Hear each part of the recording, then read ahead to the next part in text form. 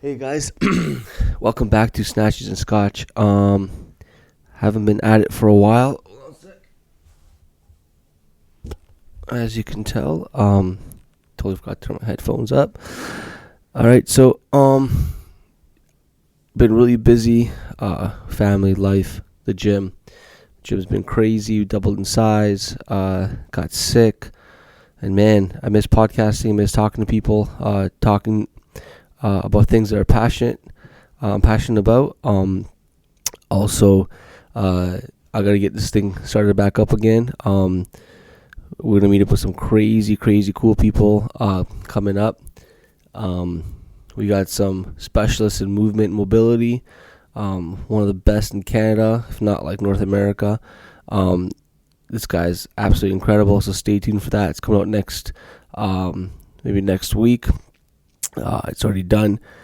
Also, two young people who are just are just crushing it right now in their online business. I'm actually a client of theirs as well. We met online, and then they came to my gym. We did a workout and everything, and we chatted. And they go to my buddy's gym, and you'll see who they are. That's definitely needs to go down. So, I'm your host, Sylvie Bona. If you're just tuning in for the first time and you haven't seen the previous podcast, this is Snatches and Scotch. And we're a podcast just giving out free information to box owners, affiliate owners, coaches, athletes, whoever you may be, life advice, whatever, man. So we're just trying to meet up with the coolest people in the industry and trying to get their message out there and help as many people as possible. So this podcast is, the title of this podcast is, what should my website look like? Now, I'll admit, by no means am I an expert on web design and websites. So I'm going to speak from what I've experienced as a gym owner, and the trends I've seen, what's worked, what hasn't worked, and kind of hopefully go from there. All right. Barbell Shrug did an awesome episode on barbell business about this. So if you haven't seen that, you should definitely check that out. They're pretty concise and to the point, and it's a pretty decent podcast. So definitely check out Barbell Business if you haven't done so already. These guys are fantastic. So shout out to the Barbell Shrug boys. So real quick, what must a website have to be effective? That's kind of my thing here. I have my show notes. I did this topic because a couple of reasons. First reason is I looked at my website and I'm like, okay, things need to change. Always looking to improve things. And I've also run a couple of surveys to people in the gym and discussing the effectiveness, the efficiency of the website and how easy it is to use. And some people say, oh, it's super easy. Other people like, I can't understand what to do. So you really got to assume that the person who's looking to start at your gym or get involved in your program or your buy your product or whatever it is you do, that they are the most computer illiterate person out there. Okay, like if there's a big button that says click here, they don't know where to click. Do they click on the button or on the text? So that's the first thing I've learned for sure. So the first thing that I would suggest you ask yourself is, why do you even have a website?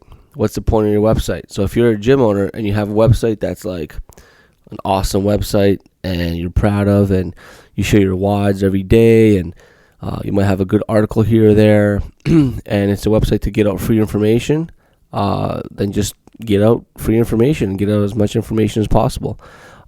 If it's a website where you want to sell something, a product, or you want people to come into your facility or join your program, that's a whole new ballgame. So you really need to ask what the point of your website is. All right. So the point of my website for my gym, CrossFit N6, is to get clients in the door. Plain and simple. We work through referrals. Our clients are amazing. They bring in friends all the time. Or people find us online. I don't do any kind of advertising. I might do some kind of Facebook ad, but at the end of the day, they get linked to the website. The website preps them for an intro session and all that stuff. So it's all very automated because I don't got time to do all that work. So if the point of your website is to bring people in or purchase a product, it's got to be as plain and simple as it could be. All right, so your why is very, very important. The next thing is, how do you bring those people in? How do you attract those people? So one thing that I would suggest you do is with a company like what is it, Aweber. So a company like Aweber, email advertising or even email marketing, really cheap, like $20 a month. You can sign up. You can do automated emails. You do an opt-in form, and an opt-in form is that thing on the side of your website that basically people say, hey, you give them an incentive. So, get a free class and you sign up here. You get them sign their name and their email. You could add fields to the opt-in form. And then once they sign into the opt-in form, if you have it set it up right in Aweber where you have automated emails, that person is going to get 10, 15, 20 emails from you over the course of 3-4 weeks. And what that does is people who aren't sure, it's like you're constantly checking up on them. And those emails don't have to be sleazy and silly, and they just show them a good video. Show them a video of your facility, like a really good class. Keep a camera with you. I keep my little Sony action cam in my pocket, and when we have a really crazy, awesome vibe going, I videotape that bad boy, and I save those videos. I put on YouTube. Share a video like that. Share an instructional video. Give them a couple of recipes. Throw an at-home workout their way. So these kind of emails that you can send out, people don't have to necessarily sell, because selling is very complicated, and it's not like you have to push something on someone. You could be very productive by just providing them with what they need, and it doesn't have to be for monetary reasons, just because you care about people.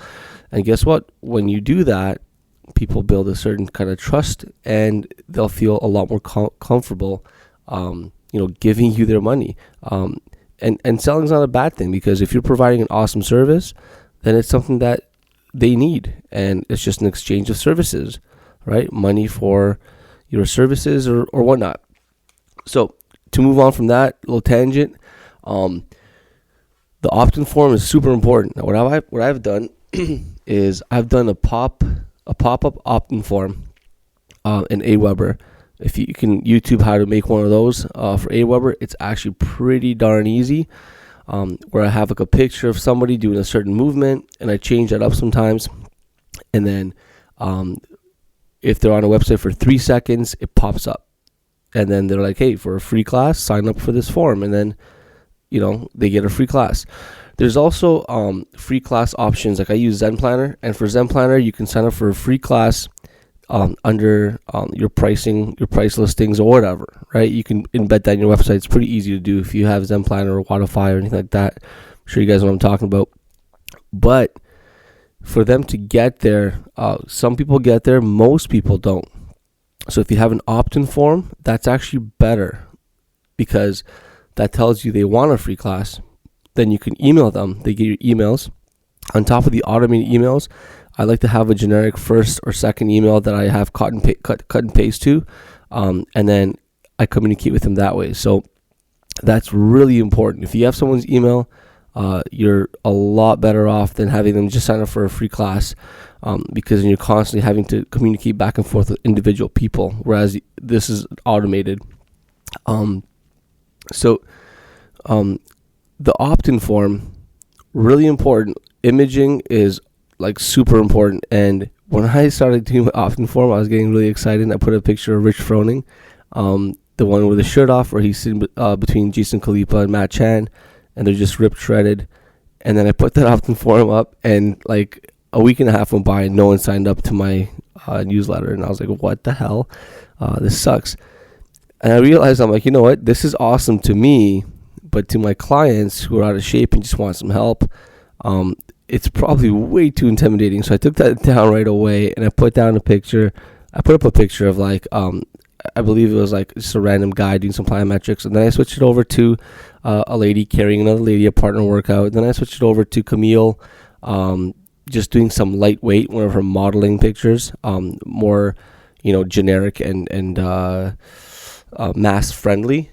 And Camille's been working pretty good for me so far. So I've been keeping Camille up. The guys like it and the ladies like it, and she doesn't look too big, and she's not lifting too much weight, and she doesn't look too ripped, and she just looks like a really good athlete. So you got to keep that in mind.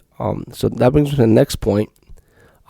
What do your clients want? So you have the why, you have the how, the opt-in form, and the email marketing. And what do your clients want? Do they want to be jacked like Rich Froning? Maybe. Is that realistic? Maybe not. At least for most people. Most people don't have time to train that hard, and they live busy lives. And if they can shed 10 pounds and be a much better athlete, they'll be happy. So that's the thing. You got to think of what your clients want, and provide that to them. Okay, so the imagery, the pictures, the videos, all the stuff on your website need to reflect not what you think is cool, but what your clients think is cool. And that's a no-brainer, all right? And that goes for my biggest pet peeve is you see gyms, especially CrossFit gyms, put on the what is CrossFit videos, and they'll put on like 1, 2, 3, 4, 5 different videos on what is CrossFit. And there's some of those videos are just like kind of silly. Others are pretty cool. It depends on what you want your image to be like. But if your videos are just showing like these crazy ripped athletes, and you think it's awesome, and we all love CrossFit, so that's what we own gyms, and that's why people come to our websites, because we have all these awesome pictures. Then it might not be good for everybody else. For most people, they're intimidated as hell coming to the gym. A lot of my clients coming in, they tell me straight up, they shake, and they're like, I am so scared to be here right now. It's a huge leap of faith for me. And once they get started, it's not bad. Like, they feel welcome, they feel, taken care of, and everyone's super nice to them. But, for them to get that first impression on your website that you're this crazy, intense, hardcore gym might not be the best thing.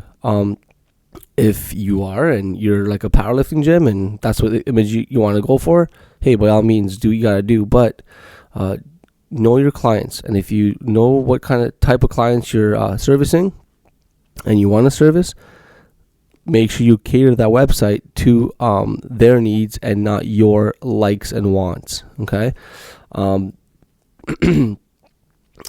Next thing is color.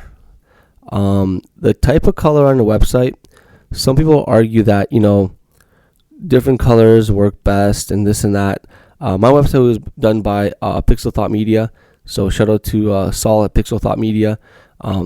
They did a great job, and my branding and colors were done by them. Initially, I picked like this bright green color. If you guys ever seen Travis Mash and Mash Elite, the Mash Mafia, I didn't know where they were at the time. But my wall was, like when we started my garage, this green garage is sick. So I wanted my logo to be green, and it was like an apple bright green, and it was lively, and these guys advised me, like, hey man, like, color is important, and the one color that everyone feels indifferent toward is blue.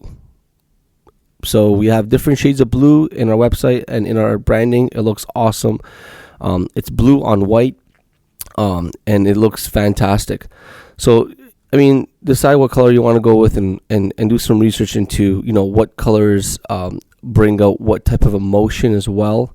You could pair that up with what type of clientele you have. I've seen websites that are completely black, like black on white, and I never liked those websites. They're just, I don't know, they don't set a good mood. I've also seen all white websites. I don't like those either. Some people love them. They're just plain, and they kind of look like shit to me, to be honest. So not my thing, but hey, that's a personal preference. That's not supported by studies or science or anything like that. So that's just me. Okay. The whole point of this is know what color you want to use, and and why you want to use that color, what kind of message you're trying to send out with that color, and then stick to it. Okay, express yourself. The next thing is layout, and I've seen some websites out there that were just really, really crappy, and people have still done well in business. And maybe their website didn't really matter all that much. But if you're going to rely on your website for clients and traffic and all that, the layout is so important, super important. Okay, you have to make sure that, again, with the opt-in form, people have the option to just try a free class or get in contact with you. But if the layout is so busy and there's so much stuff available on the website, it kind of defeats the purpose for new people. At the same time, websites should service your members as well. So you might want to have a members page where you have all the information relevant to your members. But try to keep the tabs as simple as possible. So one thing I like to see is like, start here, opt-in form, and then at the tab, start here. Under start here, what our website looks like, we have a testimonial picture. We have an explanation of what CrossFit or what we can do for you. Very, very short, a couple of sentences. And then we have how to start. Step 1, step 2, step 3, done. And we explain each step. At the bottom of the steps, we have our membership options. And we have, at the very end, we also have our free class trial. So they have multiple opportunities to get in contact with us, try our free class, sign up for a newsletter, and get contacted, and then try our free class. What I think of doing, though, actually, I might actually take that free class option off the website. And then what I might do is link it in the communication with the emails they sign up for on the opt-in form. I think that'd be best. That way it actually automates it a step further for myself, and they could pick a class instead of us communicating back and forth. And then that'll be a lot more effective than having to, on an individual basis, set up a time for a new client to come in. They can book a class and you'll get an email, then you can contact them, and then you can discuss further. So layout is super important. The simpler, the better. All right. I see people having pages like, about us and nutrition and WOD and blog and schedule and classes and testimonials and a whole bunch of stuff. And all that stuff is great. But if it could be overwhelming and paralyzing sometimes for a person coming to your website. So the best thing you can do is get the opt-in form, start here. Then what I like to have is like an about us. About us, I have, who we are, what we do, our coaches, and maybe what is CrossFit. But, what is CrossFit? At the end of the day, people already kind of know what CrossFit is. If you still want to have that in there, that's fine. I like it in the About Us page as opposed to an individual tab on what is CrossFit. So start here, About Us. Then I like to have something like videos and testimonials. So highlighting the community in your gym. I put a video on that optimizes the website as well for Google. And then I also have a technique video section. It's a tab underneath videos and testimonials. And then people can see like little technique videos. And then also, a couple of testimonials written by clients. So that's all under one tab. And then you'd have like, whatever, the start here page would also have the pricing, but you can keep it as simple as possible. And then the last thing would be like your info and news. And under there you can have your WODs and you can have your blogs as well. So if you keep it to like 4 or 5 tabs, very, very simple. All the other information you want to provide to your clients, there are better ways of doing that. Okay, you can put your clients on an Aweber email sign up form, where you add them, and then you can move them from a prospect to a new client or a starting client in like fundamentals or introduction month to a long-term client. And you can have different forms, and on those forms you can write blog posts, you can provide them with videos, you can provide them with nutrition information, all the stuff you want to provide them with on your website. It could be done in a much better way by simplifying your website and still providing them that service. I do a lot of Facebook stuff. The Facebook CrossFit Facebook group we have is pretty great, and I also have a private group. And the private group allows us to communicate, on private matters with the close clients in the gym, and those people, people who are on contract and they're committed clients, and we have deals going on, or we get them a coupon to somewhere or whatever. We can communicate that on the private clients form, Facebook page. All right.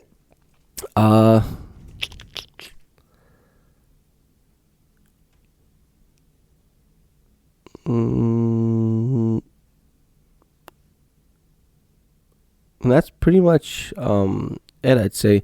Last thing I'd like to kind of close off on is the video page. That's something new that we're doing, and it's really cool because once a week you could release a video on your website and then post that link. Instead of posting the video to Facebook, post the link to Facebook and Twitter, and then have people have that drive traffic to your website.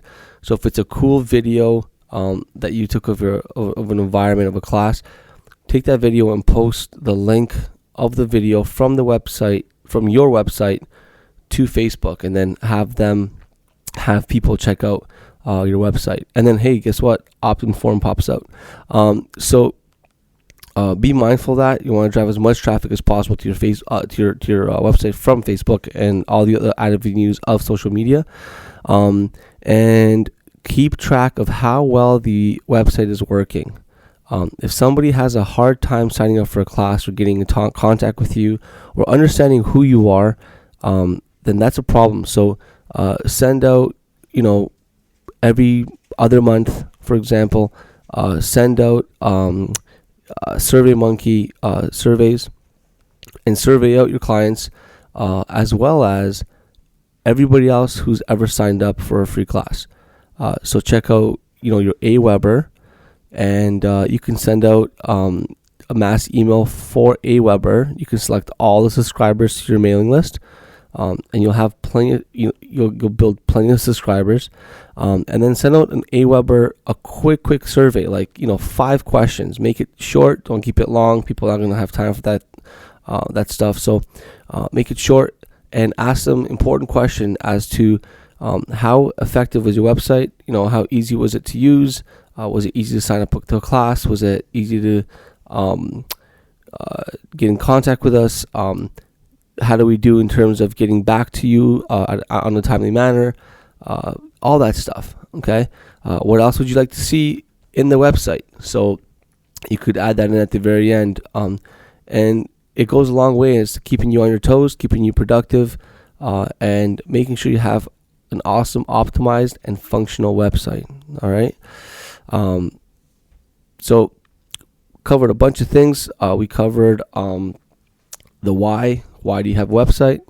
Then we covered how are people going to get in contact with you. Then we covered what do people want, and then we covered how to meet those wants in terms of like imaging and color and all that stuff, and layout, keeping the layout simple, and also keeping tabs on how productive and optimized your website is by getting feedback from the people who matter most, your clients or prospects. And finally, to end off, is don't have a garbage website. Now, if you think you can design your own website and you like half-ass it and you have this crap website, just don't. Okay, get someone to help you or pay someone to help you. Design a really good quality professional website. I've seen a lot of bad websites out there. And at the end of the day, like starting out, it's not the end of the world. But keep it professional and make it a good quality website. All right. So there's a lot of people out there who could give you a website for like $1,000. You can probably get a decent website. There are big companies and there are small companies. there are independent people who will do it for like $200 or $500. I at the end of the day, I'm a big believer in is you get what you pay for. If we charge our clients a premium to be at our gyms, then we're being hypocrites when we hire someone for $100 or $200 to build a website. When we should be using it, we should be using a professional company. All right, so be excellent. Be excellent in your coaching. Be excellent in your customer service, in the way you treat people and behave. But also be excellent in how you look. Okay, so keep that in mind when it comes to your website, because that does reflect on you. When I look at different websites for different gyms, if I see a crappy website, I'm like, that website sucks. Like, these guys might know what they're doing, but the website's complete crap. And some of the best coaches I've met, whether they're starting out or starting fresh or whatever it is, like incredible people, incredible coaches, I've checked out their websites and they are freaking awesome. They're just banging their websites. So keep that in mind, because that does reflect on who you are, what you do, and how professional you are. All right. Make sure you guys sign up for the newsletter on snatchesandscotch.com. Working on that right now. Go to iTunes and give us a 5-star review if you enjoy the show. And stay tuned for some awesome guests coming up soon. And we will be more consistent with the podcasting, guaranteed. And we'll see you soon. All right. Peace out.